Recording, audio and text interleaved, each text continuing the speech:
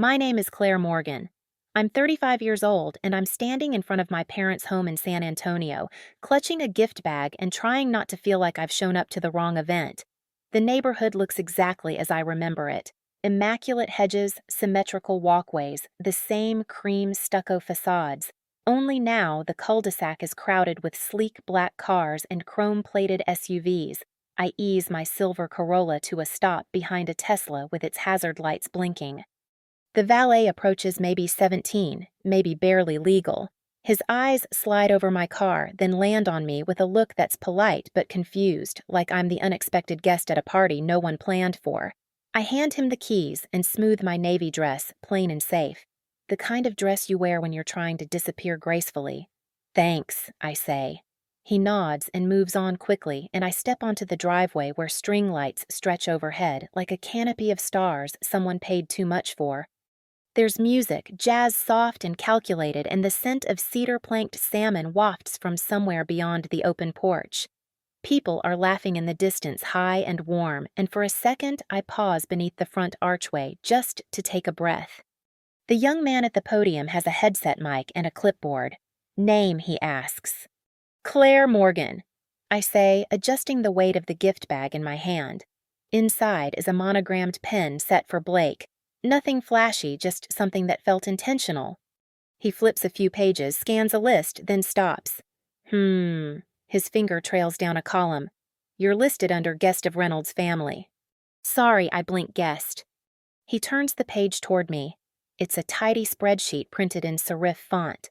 Each row is labeled Blake Reynolds, Melissa Adams, George and Sylvia Reynolds. Even Great Aunt Helen has her name typed in full. And at the very bottom in small print is the phrase, guest of Reynolds' family. I force a smile. Guess I'm the lucky +1. The boy looks embarrassed. I can write in a new tag if you want. No, it's fine. I pin the sticker to my dress right over my heart. The paper tugs the fabric awkwardly. I keep walking, shoulders squared. Inside the house is transformed. White orchids line the staircase. Gold accents shimmer along the walls, and chandeliers glint from above like frozen fireworks. I recognize almost no one. Faces turn and flicker over me, some offering half smiles, others skipping over me entirely. The seating chart is posted beside the entrance to the dining hall. I scan for my name. Nothing again. Then I find it table 19, tucked behind a pillar right next to the swinging kitchen door. I walk slowly toward it, heels clicking on polished tile, passing tables adorned with name cards and flower arrangements. My table has neither, just silverware set slightly askew and a napkin folded into what was probably once a swan. Its wings are crumpled, the fabric sagging forward like it gave up trying halfway through. I sit and gently adjust the fork, then the glass. A server brushes past, murmuring hot plate as the door behind me swings open. I sip water, the chill grounding me and keep my eyes forward. From this angle, I can barely see the head table, but I can hear it. The toasts, the clinking of champagne, the high-pitched laughter that belongs to Melissa. My brother Blake stands with one arm around her, the other raised in a confident wave. He looks happy, radiant even, and he hasn't looked this way since maybe ever. He shines at the center of it all, his name echoing in every corner of the room. My mother Sylvia stands beside him, dressed in pale gold, her smile practiced and camera ready. He just made regional VP, she says to a couple near the punch fountain. Only 4 years. We're so proud. Not once does she look toward me. My father is easier to find. He's near the fireplace holding court with someone from Blake's firm, his laugh loud and affable. At one point, he glances in my direction. Our eyes meet. He gives a small nod, barely there, more acknowledgement than welcome, and returns to his conversation. The server clears the chair next to me. No one had been seated there. This one taken? She asks. No, I say, smiling, it's all yours. The lights dim slightly. Someone taps a fork against glass, and laughter hushes into anticipation. A spotlight lands on the stage near the grand piano. A voice familiar low crackles through the speakers, and now it says a few words from someone very dear to us.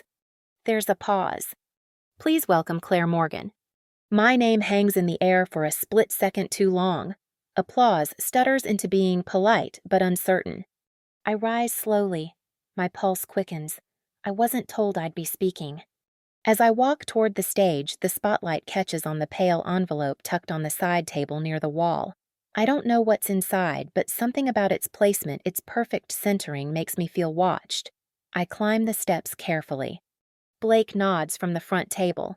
Melissa smiles tightly. My mother folds her hands, waiting. My father sits like he's watching a rehearsal for a play he's already seen a dozen times.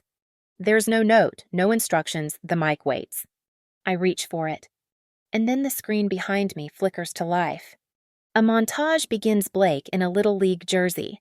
Blake at the science fair. Blake receiving a scholarship. Blake shaking hands with some public official. My mother's voice narrates calm, full of awe. Blake was always the bright one, the kind of child you knew would go far. My father follows his voice booming. He's always had that spark. No mention of the summer I spent writing college essays with him, or the 2 years I helped him launch his business off the books unpaid, or the emergency loan I sent the week before he signed with his first investor. I smile, small contained, the kind you practice for work photos. When the video ends, there's more applause, and then quietly, my mother rises.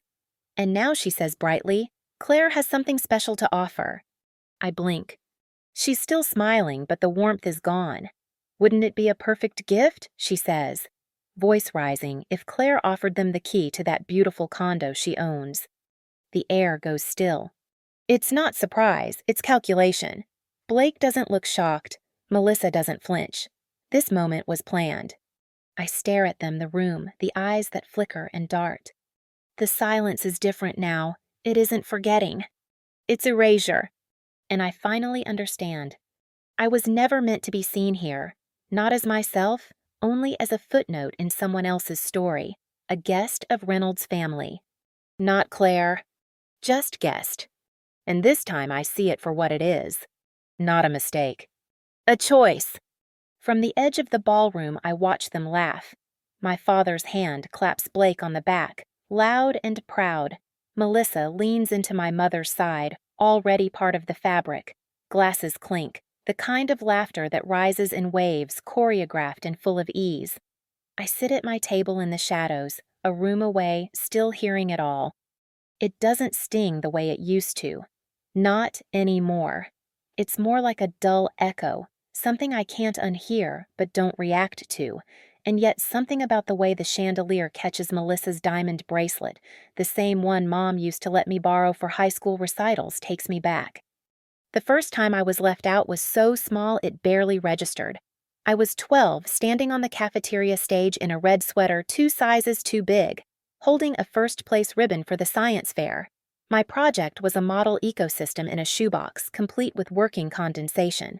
I waited at the edge of the stage, scanning the room for familiar faces.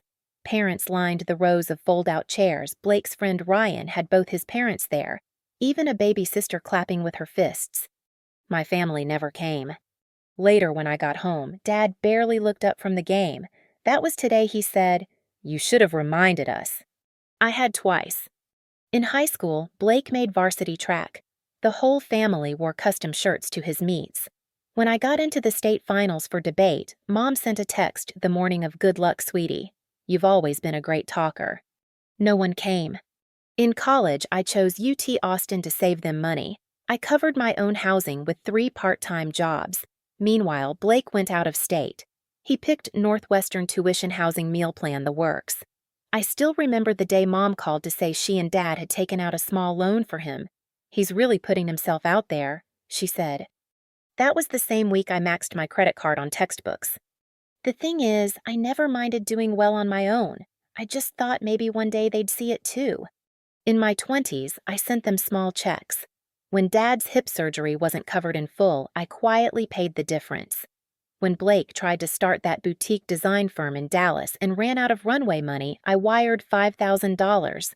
No contract, no conditions. Just help. At first, they called to say thank you. Then it shifted. The calls became more infrequent, the money expected. A quick appreciate. You was followed by another request. The holidays didn't help. For a while, I pretended not to notice family photos where I was always on the edge, holiday newsletters where I was mentioned in passing. If at all, Blake and Melissa are thriving in Chicago, now expecting their first Claire's working in Austin, I believe. By my 30s, even that line vanished. Last Thanksgiving, they mailed out a photo card. Matching sweaters, matching smiles, a fake snow backdrop even though it never snows in San Antonio. Blake. Melissa, my parents. No, Claire. I sat in my apartment with the card in one hand and a plate of reheated pasta in the other, trying to decide if the omission had been an oversight. It wasn't. I open my purse now and run my fingers along the edge of an old photo tucked into the side pocket. Me, age 9, holding a cardboard solar system I made with yarn and styrofoam. I'm smiling with that wide, toothy grin kids wear when they still believe someone's watching. That photo never made it to a frame. Neither did my graduation portrait. But Blake's photos cover every surface in my parents' hallway. I remember the year Blake's firm tanked. He'd over-leveraged a retail space, underestimated labor costs.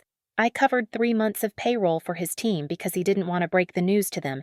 I told myself it was temporary, that one day he'd remember who helped him float. That day never came. I remember the file folder I used to track everything Morgan Holdings, a name I made up to feel like it wasn't just me. A blue folder fraying at the edges packed with receipts, wire transfer slips, and post-it notes listing bill due dates. In it is a note from Mom. If we're short next month, could you spot the gas bill again? Melissa's been under a lot of stress and we can't ask her parents.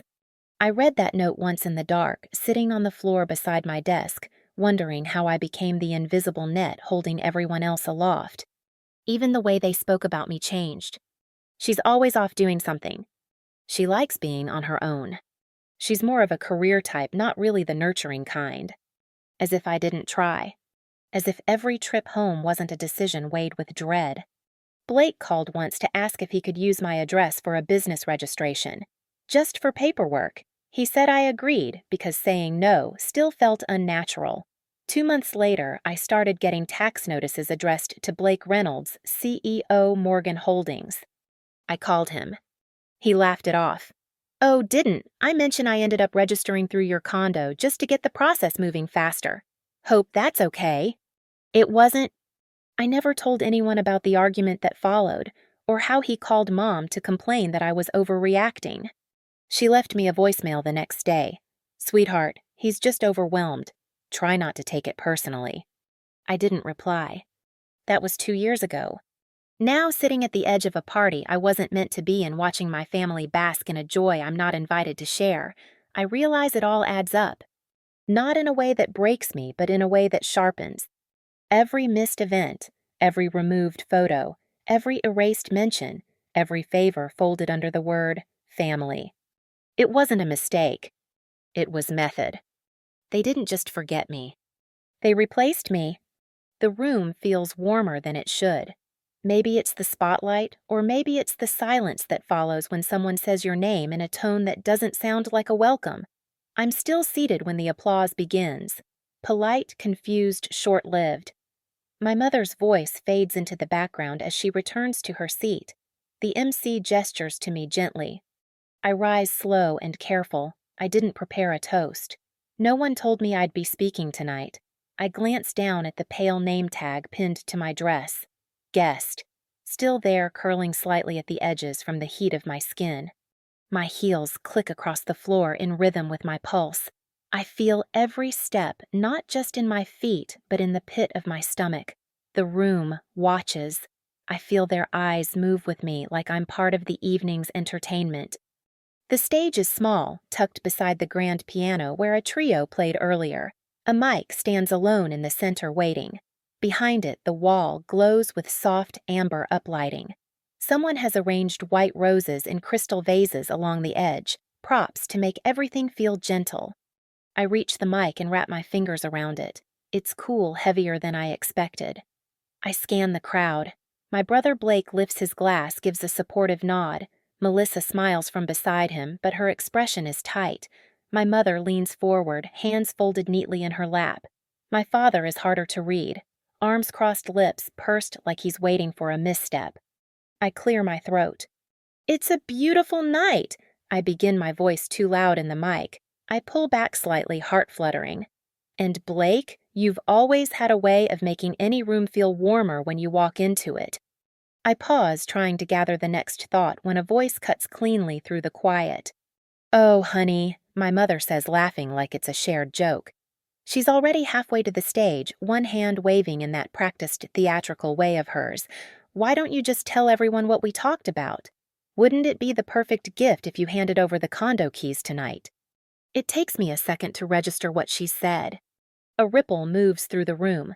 A few guests chuckle, unsure whether this is a bit. Others glance toward Blake and Melissa. Phones hover in laps, unsure if now is the moment worth recording. My hands go still. What I say quietly, not into the mic, just to her. She keeps smiling. "You know," she says, "the Austin condo, that lovely 2-bedroom place you've got. You're always traveling for work, and Blake and Melissa are starting a life. It just makes sense, right?" Her voice carries with the confidence of someone who knows how to steer a crowd. "It's just a formality," my father calls from his seat. "Come on, Claire. You don't need all that space. You're barely there." The mic is still live. I know they can all hear him. The spotlight burns hotter now. I feel the sweat starting to bead at the base of my neck. I scan the room again. People have stopped pretending, they're staring openly. Melissa's gaze drops to her hands. Blake shifts slightly, but he doesn't speak. This wasn't agreed on, I say into the mic, more to steady myself than to protest. There's a pause, then murmurs. Delia, a friend of my mother's, whispers to the woman next to her. She's not going to say no in front of everyone, is she? "Don't be dramatic, sweetie," my mother replies, her tone feather light. "It's just a gesture, a symbol of love. The family coming together." I think about the years I worked to save that down payment, the extra jobs I took, the nights I stayed in while others went out, how I skipped vacations, how that condo wasn't just a property, it was peace. It was proof. And now here I am being asked to hand it over like a party favor. I look at my mother again. Her smile doesn't reach her eyes. I look at my brother, the one I helped through 2 failed startups, the one I never invoiced. He stares at the table. The room waits. I lift the mic again, then stop. There's nothing I can say here that won't make me the villain. I take a breath and set the microphone down. It lands with a soft click, not a slam, not a protest, just enough sound to be heard. My hand trembles slightly. I smooth the front of my dress, adjust the hem, then I walk off the stage. I pass my mother, who blinks like she's miscalculated. I pass my father, who is already looking away. I pass Melissa, who won't meet my eyes. Blake doesn't move. The sound of a phone camera shutter clicks somewhere behind me. At my table, the napkin I folded earlier has fallen completely. Its swan shape collapsed under the swing of the kitchen door. I don't stop. I walk toward the dessert table, toward the only hallway that leads back to the foyer. But he's already there. My father stands with one hand braced on the table's edge, the other reaching for a fresh glass of champagne. He isn't smiling. He's waiting. And I know with a sick certainty that this moment, this one right here, is about to change everything. I don't cry. I don't raise my voice. I just keep walking. But inside, something sharp and deep begins to shift. And it won't shift back. He doesn't speak. He doesn't have to. The look on his face is enough. A clenched jaw, a narrowed stare, the kind of anger that's practiced, stored up for years, and used like a signature. I slow my steps as I approach the dessert table. The room behind me buzzes with murmurs, but here it's quiet. There's a chilled tray of fruit skewers, tiny tarts aligned like soldiers, a stack of fresh champagne flutes catching the overhead light. Orrin Morgan. My father stands with one hand still resting on the linen. He doesn't offer a word, just reaches for a bottle of champagne at the end of the table. I assume he's pouring another round, trying to recover the moment, until I see the way his fingers tighten around the neck, not to lift it gently, to grip. Then he moves a sudden turn, a sideways swing. The bottle makes a dull, wet sound as it connects with the side of my head. It's not a crack, not the shatter of glass. The bottle doesn't break, just a blunt ringing thud, followed by a flash white, then nothing like someone set off a camera 2 inches from my face and forgot to turn the flash off. Time folds in on itself. I stagger, but I don't fall. There's a warmth crawling down the side of my face, sticky, slow. My fingers reach up, press into my temple, and come away red. The color blooms fast, scarlet on pale blue fabric, a sudden sickly flower. The first sound I register is a gasp, then the scratch of someone's phone camera recording. Then silence.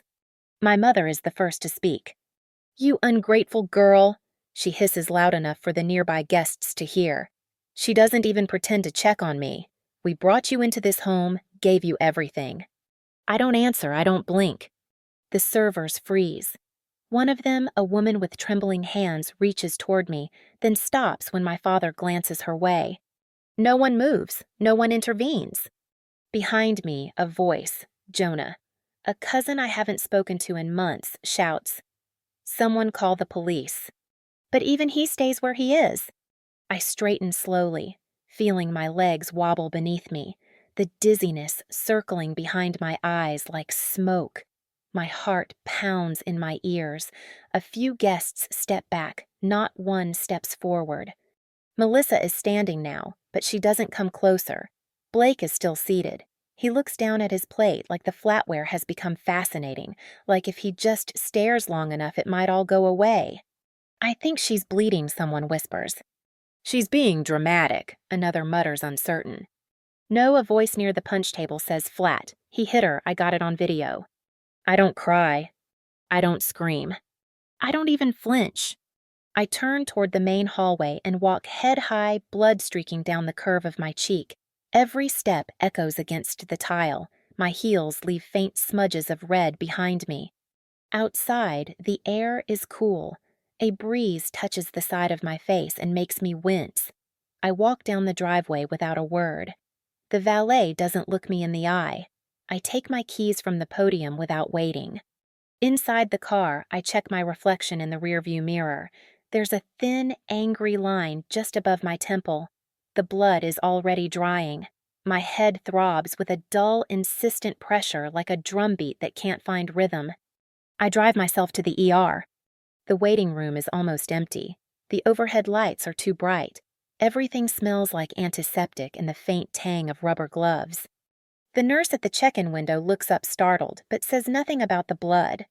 "Name," she asks gently. "Claire Morgan." "Any pain?" "Yes." "Where?" "Head." She hands me a clipboard. I fill it out slowly, careful not to smear the ink with the edge of the bandage she's placed against my scalp.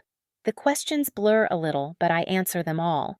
No allergies, no medications, no emergency contact listed. She notices, doesn't press. "You want someone to sit with you." I shake my head. "No, just me." She nods, a soft understanding in her expression. "You're not the first." I lean back in the plastic chair and the weight of everything presses down all at once. Not just the pain, not the blood, but the stillness, the realization that no one chased after me.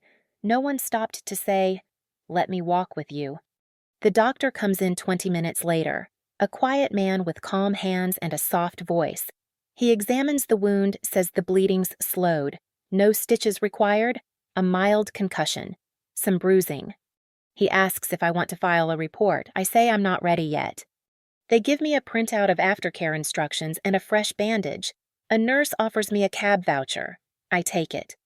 By the time I return to Ava's guest room, it's after midnight. She left the porch light on. A folded towel sits on the bed. There's a cup of chamomile tea cooling on the nightstand. I don't touch it. I don't change clothes. I lie down fully dressed, the scent of hospital gauze still clinging to me. The ceiling fan turns slowly above me. The hum of it reminds me of childhood summers when we couldn't afford central air and used box fans in every room. It's strange what memory decides to keep. I close my eyes. In the dark, I see Blake's face looking away. Melissa's hands folded tightly. My mother's voice cutting through silence like a blade. My father's arm swinging out not in anger but in entitlement, like he thought he had the right. And maybe in their world he did, but not in mine. I open my eyes to the hush of the room, the smell of blood still faint on my skin. I whisper the words before I even realize I've said them. That was the last time I showed up for any of them. The morning air in Ava's guest room feels too still, like the whole house is holding its breath. I wake to pale light filtering through gauzy curtains, the sheets twisted around my legs, the dull throb in my head beating in time with my pulse. For a moment, I don't move. I let the quiet press against me wrap me up. Then I sit up slowly, testing the weight of the world again. My body feels tender. Nothing sharp, just that post-impact soreness that settles into the bones. The gauze on my temple itches, but I leave it untouched. Ava's left a note on the dresser. Coffee's on text if you need to. I'm here. I exhale once stand and stretch stiff muscles. Then I walk to the kitchen. Steam curls from a half-full pot. I pour a cup and cradle it in both hands as I lean against the counter. That's when I notice it. My purse half open on the end table, I pull it toward me. Start sorting through out of habit as if muscle memory might ground me.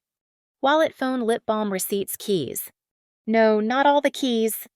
The small silver one, the spare condo key I always clipped to the inner pocket, is gone. I unzip every compartment, turn the purse upside down, empty it onto the counter. Nothing. My stomach dips, not in panic but in recognition. A week ago, after dinner at my parents' house, my father had offered to carry my bag. I remember that clearly now. "Thought it was your mother's," he said with a small chuckle when he handed it back. "You two still use the same brands. Easy mistake." I'd laughed politely, distracted I didn't check the contents. Now I feel the shape of the mistake, and I know it wasn't one. My phone buzzes on the counter, vibrating twice before lighting up with an unfamiliar number. I answer. "Hi, Ms. Morgan. This is Jeanette from Oakline Realty. Just confirming our 1:30 walkthrough today at your East Austin condo. We're meeting the interested buyers on site, unless you'd prefer to leave a key in the lockbox." I pause. "I didn't schedule any showings," I say slowly. A silence, then paper shuffling. "Oh, apologies. It was booked under your name. A Mr. Orrin Morgan is listed as co-signer. I assumed he was managing the property for you." My throat tightens. "I'm not selling," I say. "Cancel the appointment. Please do not let anyone access the property." Jeanette's voice falters. "Of course, would you like a cancellation confirmation?" But I've already hung up. The mug in my hand suddenly feels too hot. I set it down, walk to the window and press a palm against the glass. Outside, the neighborhood is still. Trees sway gently in the breeze. Somewhere a sprinkler hisses on. I pull out my phone again and open my email. My fingers hesitate over the keyboard, then type. Subject: urgent property access. "Hi, Marlon. We met briefly at the residential law panel last fall. I hope you remember me. I need your help.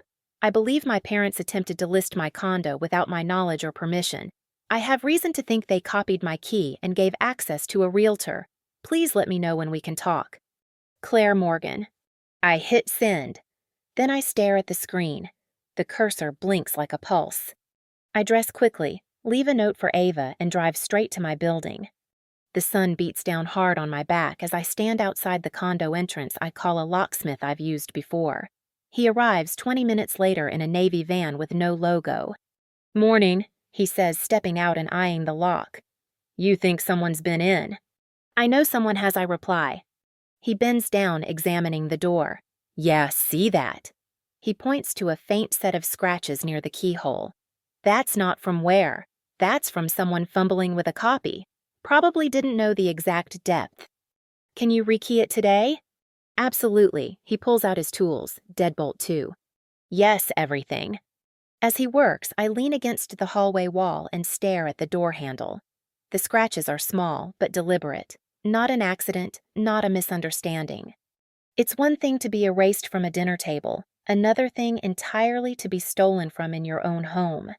When he's done, he hands me a new set of keys. 2 copies, he says. No one else.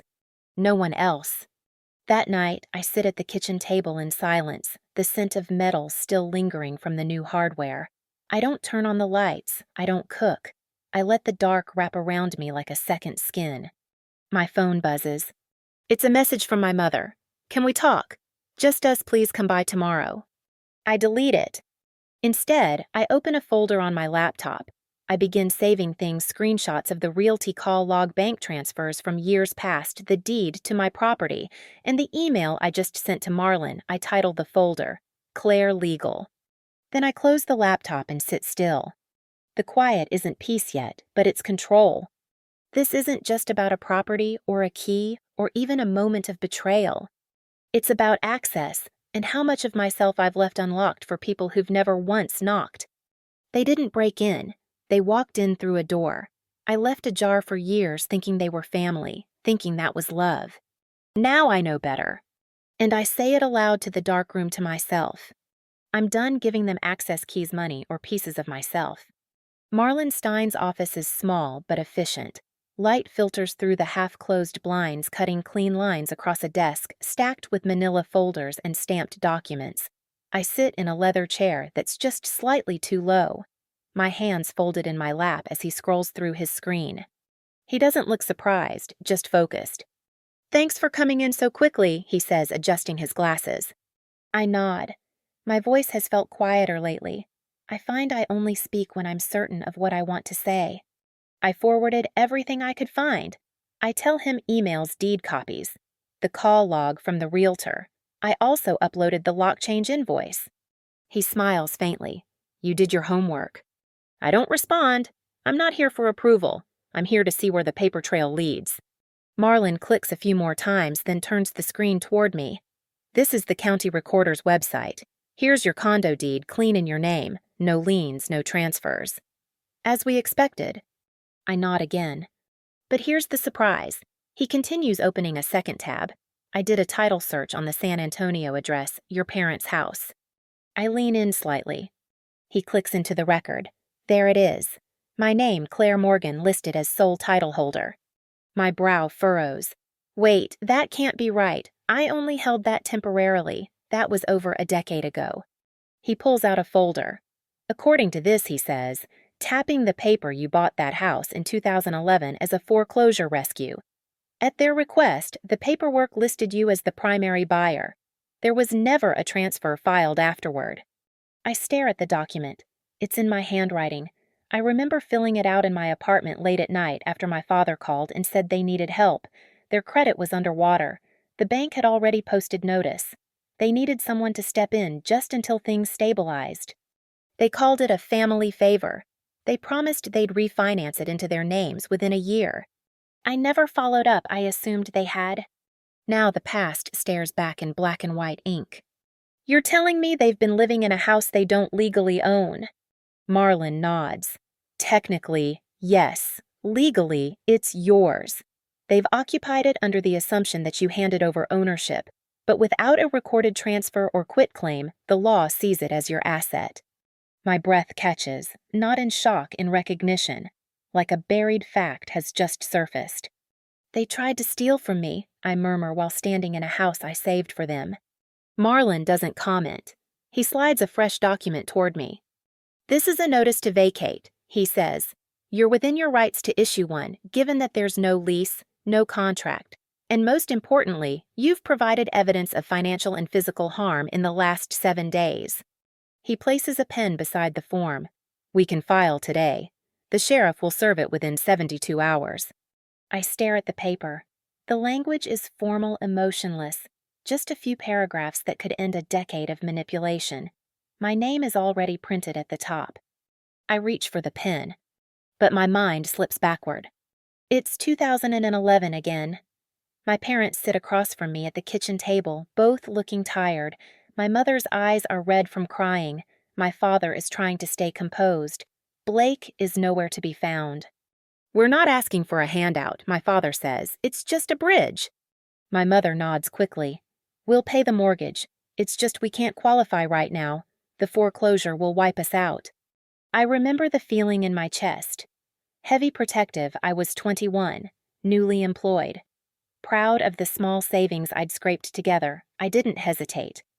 I'll buy it, I said. I can take the title, but it stays in my name until things are stable, just in case. They agreed. They even hugged me. And then we never spoke of it again. Until now. I lift the pen and press it to the page. The tip scratches slightly against the paper. One signature.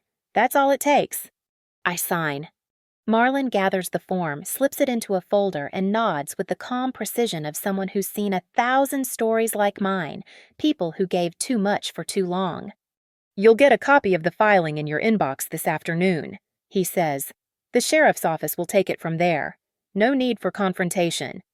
I sit back in the chair, exhale slowly. This isn't vengeance, this isn't rage. This is order. You know, I say, glancing toward the window, they always made me feel like what I gave was invisible. He doesn't smile, but there's something kind in his voice when he replies. "They saw it," he says. "They just never thought it would matter." I nod once. They were wrong. He hands me the folder. I hold it in my lap for a moment, feeling its weight. "They've left a mess," he says, standing. "But for the first time, you get to decide how it ends." The clip comes in quietly, without warning, through a group message thread. I forgot I was still part of no text, no caption, just a 26-second video file titled Front Door 1 Tuesday. I almost don't open it, but I'm alone in my kitchen late afternoon, light turning the countertop gold, and curiosity outweighs hesitation. The video opens on a familiar porch, my parents' house. The camera angle is slightly skewed, as if the lens hadn't been cleaned in years. A blur of a bird moves across the top of the screen before flying off. Then stillness. Then the front door opens. My father appears in a bathrobe, disheveled, holding what looks like a piece of toast in one hand. He squints into the sunlight. For a moment, nothing happens. Then the sheriff steps forward, partially visible on the left edge of the frame, holding a manila envelope. He says something the camera doesn't catch. My father frowns. He reaches for the paper with a slowness that feels strange, like he's buying time. My mother appears just behind him, her hair pulled back, a mug in her hands. Her face freezes as she reads the title printed in large black font across the top of the notice. She stiffens, says something I can't hear. My father mutters something in return, then slaps the notice flat against the doorframe. The clip cuts off mid-motion. No ending, no shouting, no apology. I watch it again, not to savor it, but to understand it, to let it settle in as real. A few minutes later, a new message appears. It's from the same cousin Madeline, someone I haven't seen in 5 years. Just one sentence. They looked shocked, like none of it ever counted. I don't reply. I set the phone down and stare at the tile under my feet. Then I go to the closet and grab my coat. It's time. The drive to the house is short. I don't listen to music, just the sound of the engine and the occasional click of the blinker. When I pull into the driveway, the front lawn looks the same but quieter.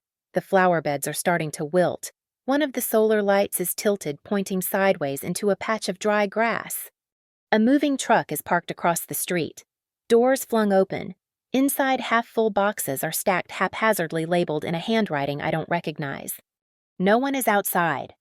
I walk up to the front porch, slowly, each step deliberate. The door is unlocked. Inside, the air feels heavier than I remember, thick, unmoving, like it hasn't been breathed in for days. Furniture is gone. Walls bare.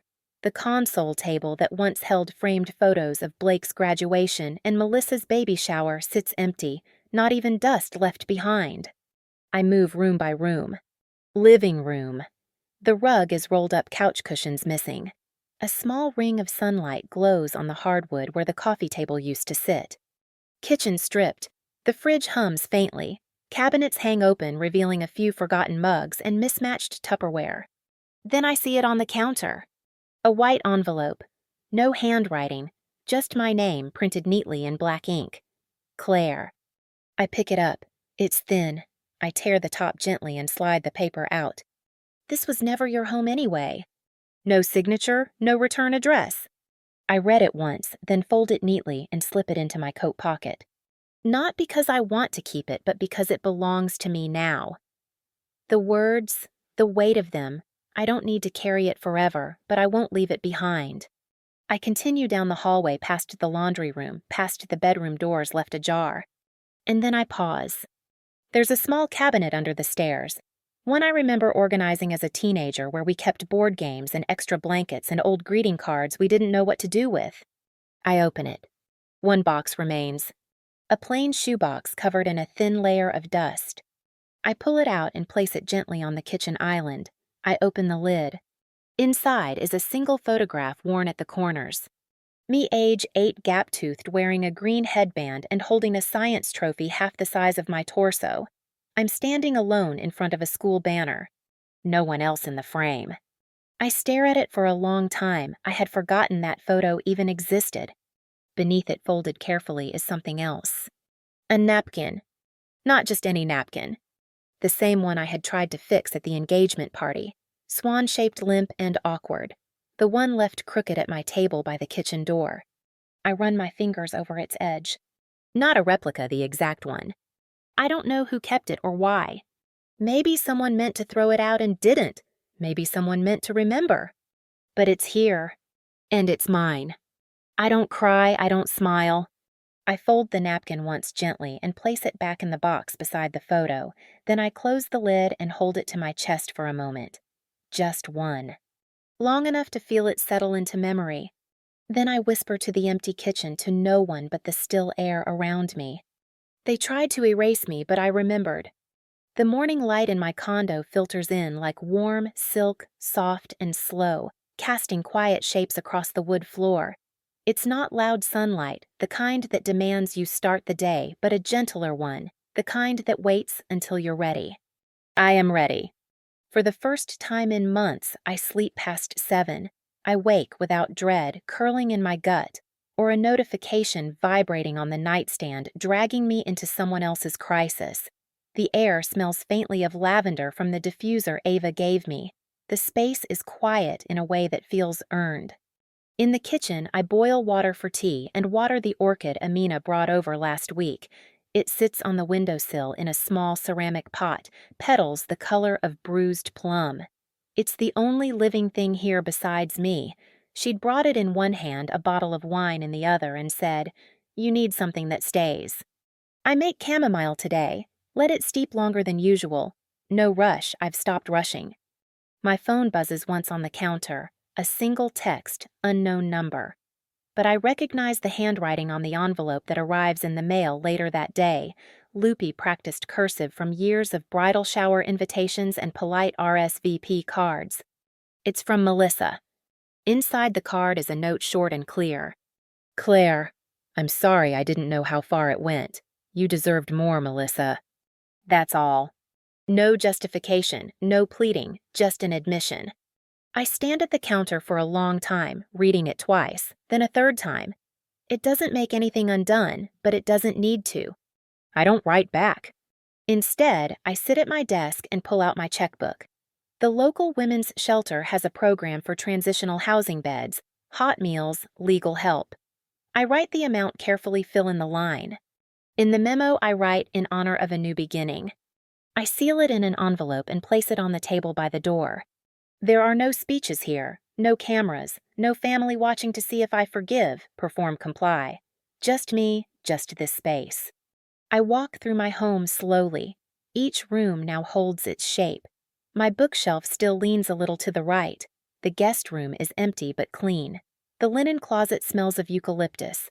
Nothing extravagant, but everything here belongs to me. The walls know me. I pause at the dining table. Sunlight catches the center where I've placed a single folded napkin.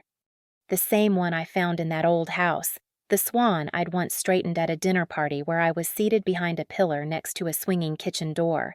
Back then, it felt like a symbol of my place in the family, crooked, forgotten, barely holding form. But now folded clean and centered, it means something else. It means I made something steady out of something discarded. I think about what I've lost. A father who never once apologized, a mother who measured love in obedience, a brother who let silence speak for him when it mattered most, a version of family I kept hoping would evolve. But I also think about what I've reclaimed. My name no longer a +1 on their list, my home protected not by locks but by law and resolve, my dignity unbent by public shame, my quiet, steady presence. There's no music playing. No one here but me, and yet it feels fuller than any holiday ever did. No performative laughter, no gift-wrapped obligation. Just tea steeping orchid blooming and breath moving in and out of my body without pain. I sip slowly. The napkin sits under my hand, now edges soft folds precise. I press my palm against it gently as if to anchor myself one last time in what it means. This isn't about what they tried to take. It's about what they couldn't. Peace isn't what they gave me, it's what I folded for myself. Claire's journey reminds us that sometimes the deepest betrayals are not loud or sudden, but slow and quiet, the kind that unfold over years hidden beneath the surface of family tradition and expectation. She waited, forgave, and stayed silent until silence became its own burden. In reclaiming her space, her voice, and the truth of what was done to her, Claire chose not revenge but restoration. Her story is not about breaking ties for the sake of anger. It is about choosing dignity over duty, truth over pretense, and peace over performance. If you've ever felt erased in a room full of people who were supposed to love you know this, you are not alone. Your voice matters even if it shakes. If this story resonated with you, take a moment to leave a comment, share your experience, or subscribe for more stories about quiet strength and hard-won freedom.